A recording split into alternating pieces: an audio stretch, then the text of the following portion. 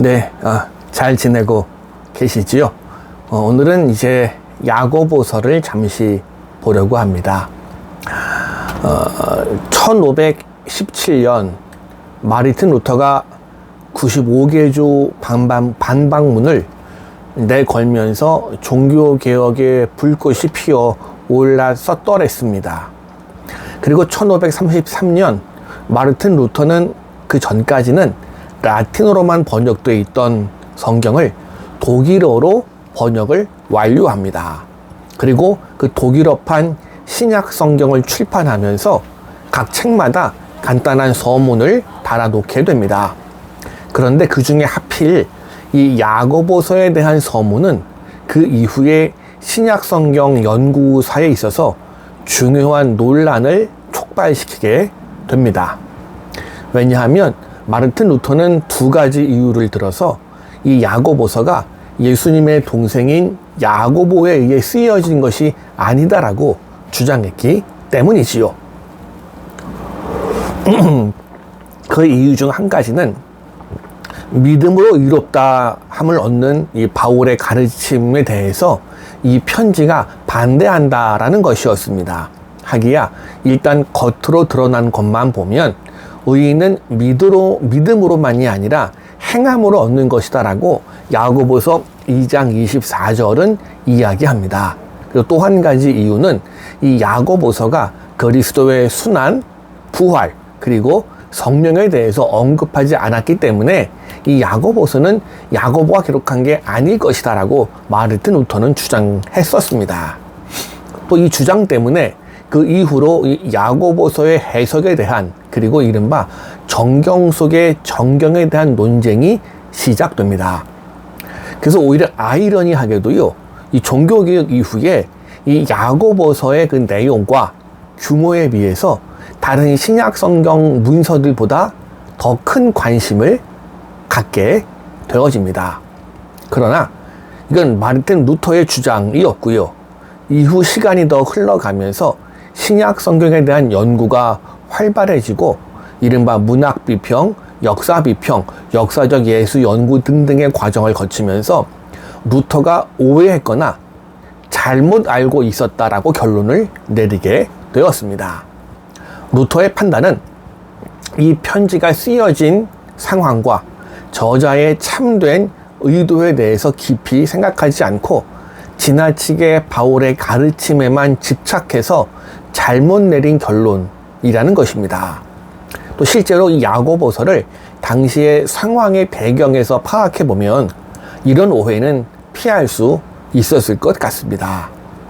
이 야고보서, 히브리서와 마찬가지로 그 형식과 내용이 모두 설교 혹은 윤리적 권고문으로 이루어져 있는 건 사실입니다. 기본적으로 편지이기는 합니다. 1장 1절이 그걸 보여주고 있어요.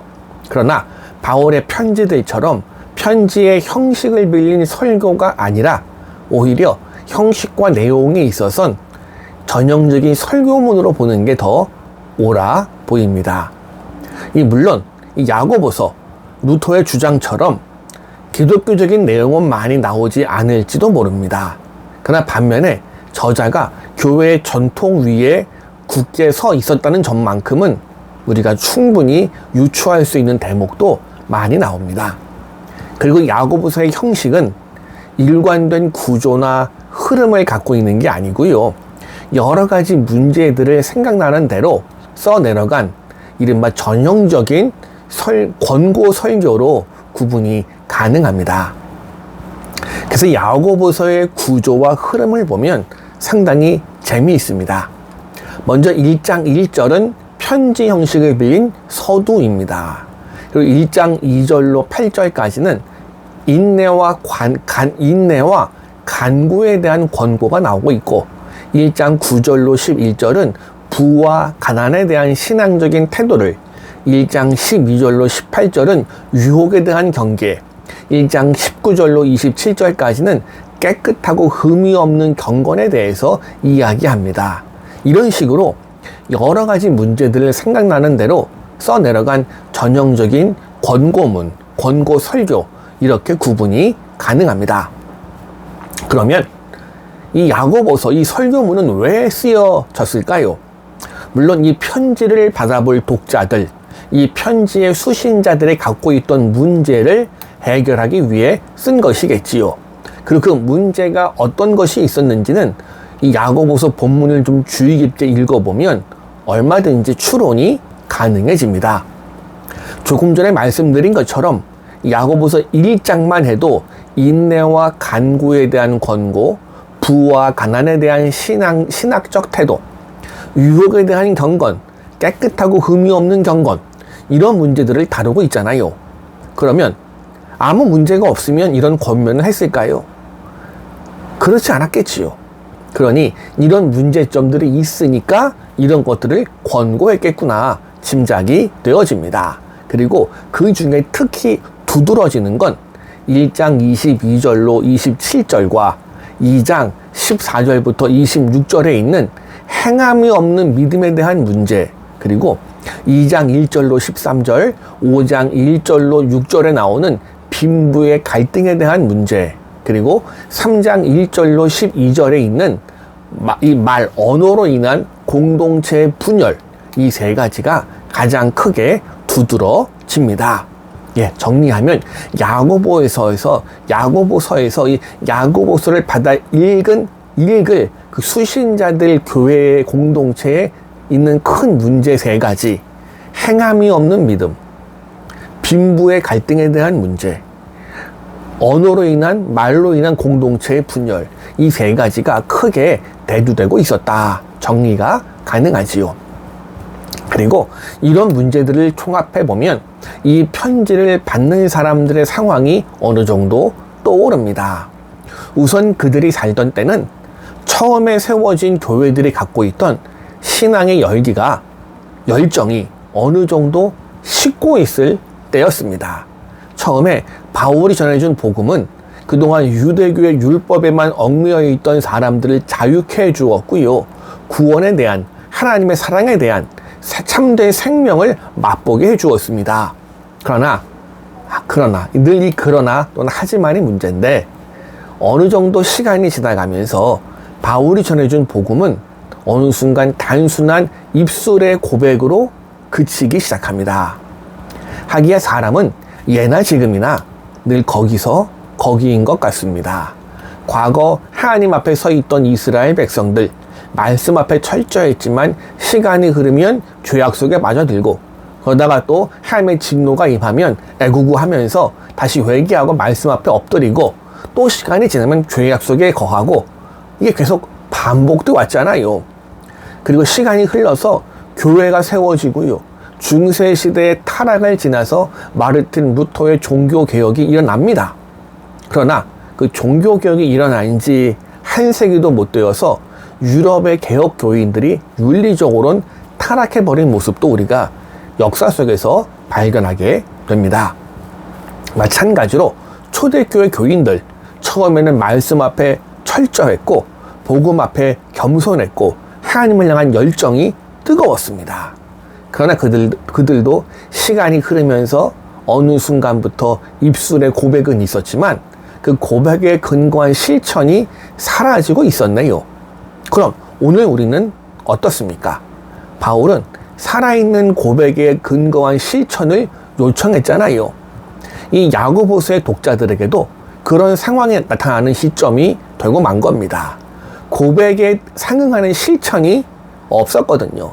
이런 문제에 대해서 야고보서의 저자는 정결하고 더러움이 없는 경건, 그러니까 깨끗하고 흠이 없는 경건을 강조하면서 그 해답을 제시해 줍니다.